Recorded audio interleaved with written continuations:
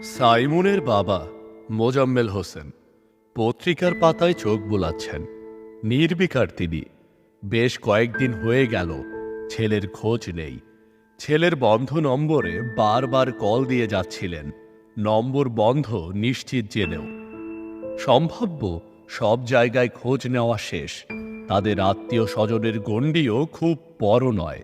তবুও তিনি লতায় পাতায় জড়ানো আত্মীয়দের সাথেও যোগাযোগ করেছেন। বাধ্য হয়েই অবশেষে পুলিশের শরণাপন্ন হয়েছেন। পত্রিকায় বড় করে ছেলের ছবি, সাথে শিরোনাম, সাইমুন কোথায় আছেন। তিনি ছেলের ছবিতে হাত বুলিয়ে দিলেন পরম যত্নে। কয়েক ফোঁটা জল পত্রিকার পাতাটার কয়েক জায়গা নরম করে তুলল। ছেলে নিখোঁজ হওয়ার 2 দিন পর মোজাম্মেল হোসেন থানায় গেলেন অভিযোগ জানাতে। থানায় যাওয়ার পর মোজাম্মেল হোসেন যতটা গুরুত্ব দিয়ে ওসি হারুনকে বোঝাতে চাচ্ছিলেন, ওসি ঠিক উল্টো ততটাই তাচ্ছিল্য করছিল। হাই তুলতে তুলতে বলে, ছেলের বয়স কত? 21। এই বয়সে ছেলেরা একটু অমন হয়। পড়াশোনা বা অন্য বিষয় নিয়ে ছেলেদের সাথে ঝামেলা করেছিলেন নাকি? ও খুব ভালো ছেলে, পড়াশোনা নিয়ে কখনো কিছু বলতে হয়নি, নিজে নিজেই পড়ে। নিজের ছেলে সব বাবার কাছেই ভালো ছেলে। কারো সাথে সম্পর্ক ছিল? আছে হয়তো, আমি জানি না। আজকালকার ছেলে। তাহলে তো ল্যাঠা চুকে গেল। বাসায় গিয়ে আরাম করুন। বান্ধবীর সাথে মান অভিমানেও এমন করতে পারে। নিন, আসুন। কিন্তু কিছুই হয় না। সাইমুনকে কোথাও খুঁজে পাওয়া যায় না। বাধ্য হয়ে থানায় আবার যেতে হয় মোজাম্মেল হোসেনকে। ডিউটি অফিসার তরিকুল প্রশ্ন না করে মামলা এজাহার করেন। এবার ওসি হারুন সাইমুনের রুমমেট পিয়াসকে থানায় ডেকে পাঠায়। যদিও পিয়াস নিজেই অবাক হয় সাইমুন নিখোঁজ হয়েছে শুনে। পিয়াস পাল্টা প্রশ্ন ছড়ে, কিভাবে নিখোঁজ হলো? ওসি হারুন বিরক্ত হয়, তোমাকে ডেকেছি আমার প্রশ্নের উত্তর দেওয়ার জন্য, আমাকে প্রশ্ন করার জন্য ডাকিনি কিন্তু। পিয়াস মাথা নিচু করে সরি বলে। ওসি হারুন বলে, রুমমেট নিখোঁজ কয়েকদিন, আর তুমি জানো না? হলে না ফিরলে খোঁজ খবরও নাও না নাকি? থাকো কোথায়? আসলে ও পরীক্ষা ছাড়াও হলে থাকে না, বাসা থেকেই ক্লাস করে। তাই বাসায় গেলে খোঁজও নেওয়া হয় না, সময় মতো হলে চলে আসে। পরীক্ষা ছিল এর মধ্যে? আজই তো ছিল। আচ্ছা, সাইমুনের সাথে কারো সম্পর্ক আছে? আছে। তাদের সম্পর্ক কেমন? সবকিছুই ঠিকঠাক। কোনো ঝামেলার কথা জানো কি না? স্যার, এত খবর আমি জানি না। রুমমেট কিছু বলে না?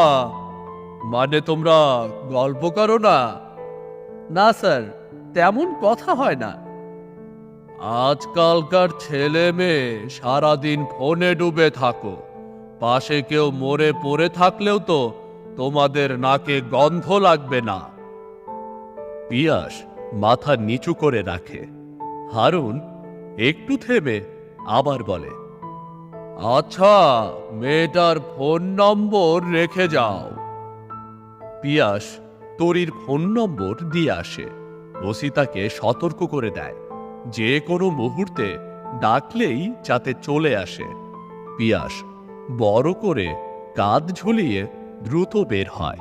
তরির গলা থেকে খাবার নামছে না, তবুও ঠেলে ঠুলে ভেতরে খাবার পাঠাচ্ছে। না খেলে আবার মায়ের কথা শুনতে হবে।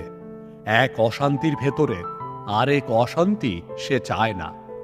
এমনিতেই তাকে ঢের কথা শুনতে হচ্ছে। সেসব কথারও তার হজম হচ্ছে না, তবুও পাশ কাটিয়ে যেতে হচ্ছে। তার মুখ ভরে বমি আসে। রাহেলা আর চোখে তাকায়। সে ছুতো খুঁজছে। মেজাজ তার এতটাই বিগড়ে আছে, এখন দু চারটা কথা শোনাতে না পারলে শান্তি পাবে না। তিনি এক দৃষ্টিতে তরির দিকে তাকিয়ে আছেন। তরিও বুঝতে পারছে মায়ের অগ্নিদৃষ্টি তার দিকে পড়েছে। সেও যথাসম্ভব ভুল না করার চেষ্টা করছে, তবে শেষ রক্ষা হয় না। খাবার অর্ধেক খেয়ে সে আস্তে করে প্লেট ঠেলে রাখে। রাহেলার দৃষ্টি এড়ায় না।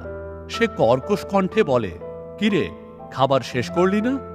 তরি অসহায়ের মতো মুখ করে বলে, আর ইচ্ছে করছে না, বমি পাচ্ছে। বমি পাচ্ছে কেন? তরি তার মায়ের দিকে তাকায়। তার বিশ্রী ইঙ্গিত সে ধরতে পারছে। তার শরীর কুলিয়ে ওঠে।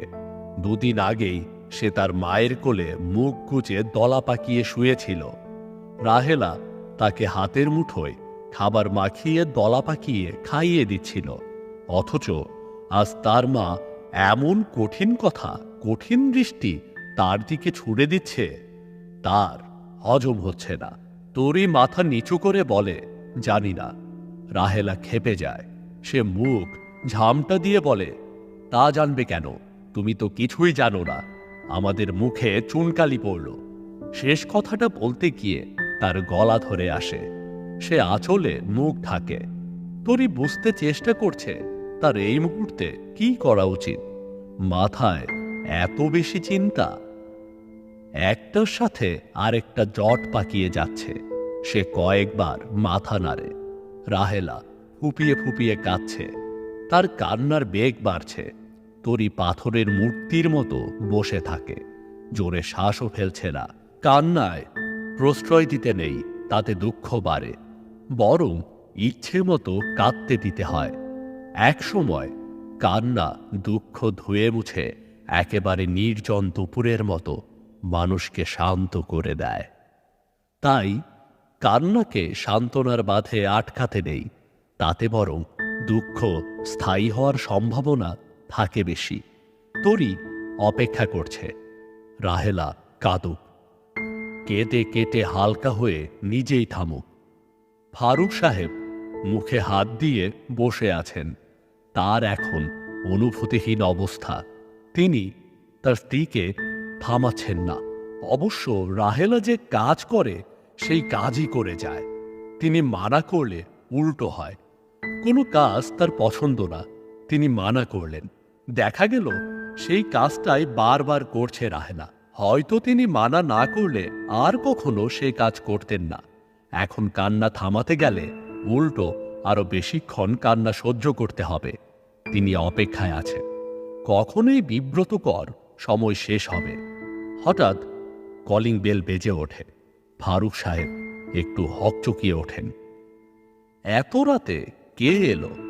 বাসায় অশান্তির কারণে একটু দেরি করেই খেতে বসেছেন তারা। খাবেন কি খাবেন না এই দ্বন্দ্বে শেষ পর্যন্ত খেতে বসেছেন রাহেলার যন্ত্রণায়। ফারুক সাহেব স্ত্রীকে জানিয়েছিলেন তিনি রাতে খাবেন না। রাহেলা মুখ ঝামটা দিয়ে বলেছে, সকালে নিজে রান্না করে খেয়েও। ফারুক সাহেবের কাছে নিরাপদ মনে হলো খেতে বসে যাওয়াটাই। দরকার হলে তিনি খেয়ে মুখ ভরে বমি করবেন, তবুও খেতে বসবেন। রাহেলা যা বলে তাই করে। এর আগেও এমন যে হয়নি তা নয়। রাহেলা বলেছে রান্না করতে হবে, রান্না করিয়েই ছেড়েছে। যদিও সে যাত্রায় হাত পুড়িয়ে সে উদ্ধার পেয়েছে। যে ভুগতে হয়েছে তাকে সেটা ভাবলেই শিউরে ওঠে ফারুক সাহেব। মা কিচ্ছু শেখায় না, এই খোঁটা তাকে হামেশাই শুনতে হয়। এমনকি রাহেলা বিয়ে না করলে কোনো নারী তাকে বিয়ে করত না। এই মিথ্যে অপবাদও তাকে বিনা প্রতিবাদে হজম করে যেতে হয়। দরজা খুলেই আতকে ওঠেন ফারুক সাহেব। যদিও তার কোনো অপরাধ নেই, কিংবা খুব কাছাকাছি সময়ে নিজে কোনো অপরাধ করেছেন এমন কথা মনেও পড়ছে না। অপরাধ না করলেও পুলিশ দেখলে নিরপরাধ মানুষও ভয় পায়। কখন কোন দোষ তাদের চোখে হয়ে যায় বলা তো যায় না। তবে ফারুক সাহেব আশ্বস্ত থাকলেন, না, তিনি কিছুই করেননি। এটা ভেবে মানসিক প্রশান্তিতে যখন স্বস্তির নিঃশ্বাস ফেলবেন, তখনই ঠোক গিললেন। হঠাৎ তার মনে পড়ল তরির কথা। তার হাত পা কাঁপছে, তিনি পুলিশের সামনে কাঁপছেন, তাদের সামনে ভীত হলেই আরও বিপদ। তিনি তবুও নিজেকে স্বাভাবিক রাখতে পারছেন না। অদ্ভুত ফ্যাঁসে গলায় তিনি ডাকলেন, রাহেলা, রাহেলা, এদিকে এসো। চোখ মুছে রাহেলা এসে দরজার সামনে দাঁড়ায়। সে অবশ্য মানসিকভাবে প্রস্তুতি ছিল, শুধু সময়ের অপেক্ষা করছে। সে দরজার সামনে থেকে সরে দাঁড়াতে দাঁড়াতে বলে, ভেতরে আসুন। রাহেলা সরে দাঁড়ায়। 5 জন খাকি পোশাকের পুলিশ তাদের বসার ঘরে। রাহেলা তরিকে ডাক দেয়। সে সামনে আসতেই তাড়াহুড়ো করে একজন নারী পুলিশ বলে, আপনি তরি? তরি হ্যাঁ সূচক মাথা নাড়ে। আপনাকে আমাদের সঙ্গে থানায় যেতে হবে, চলুন। তরি এমন পরিস্থিতির জন্য প্রস্তুতি ছিল, কিন্তু রাহেলা হঠাৎ আহাজারি করে ওঠে। নারী পুলিশ অবশ্য রাহেলাকে আশ্বস্ত করে জিজ্ঞাসাবাদের জন্য কেবল তরিকে থানায় যেতে হচ্ছে, অন্য কোনো ব্যাপার নেই। ফারুক সাহেব চোখে অন্ধকার দেখছেন, তিনি বোধহয় মূর্ছা যাচ্ছেন।